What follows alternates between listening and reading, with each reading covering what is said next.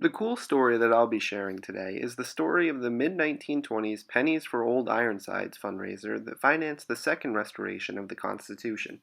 The ship had been restored just 20 years prior after public outrage over a proposal to use the ship for target practice. Unfortunately, after 20 years of insufficient upkeep, the ship was again in ruins. In 1924, Secretary of the Navy Curtis D. Wilbur appointed a team to assess the Constitution and come up with a plan to restore her.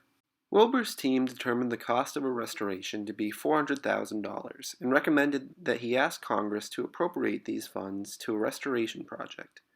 Wilbur, however, had a different idea.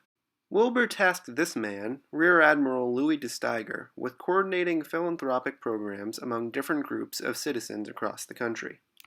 These groups would include notable charitable organizations like the Elks Lodge, but the focus would be on the school children of America. Wilbur crunched the numbers and figured out that if every child in America could raise 2.5 pennies each, the restoration would be paid for. Of course, the secretary was not naive enough to believe that every child would participate, so he tasked de Steiger with implementing other state-run fundraising endeavors, one of which was to create souvenirs from the salvaged scraps of the Constitution, like the bookends and ashtray pictured here. Another fundraising program saw the mass overproduction of the painting pictured here, created by artist Gordon Grant.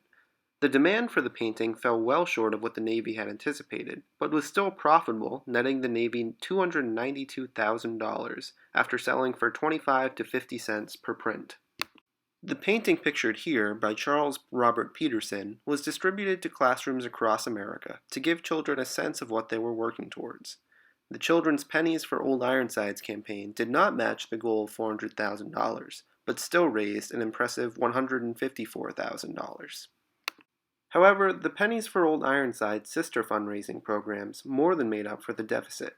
In total, the fundraising efforts started by de Steiger and finished by Rear Admiral Philip Andrews raised $617,000 to put toward the restoration. Because the nature of the fundraising project was so slow going, by the time the money was raised, the cost of restoration had raised substantially.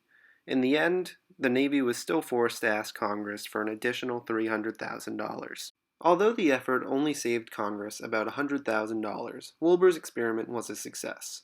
The national movement recalled Old Ironsides to the forefront of America's consciousness.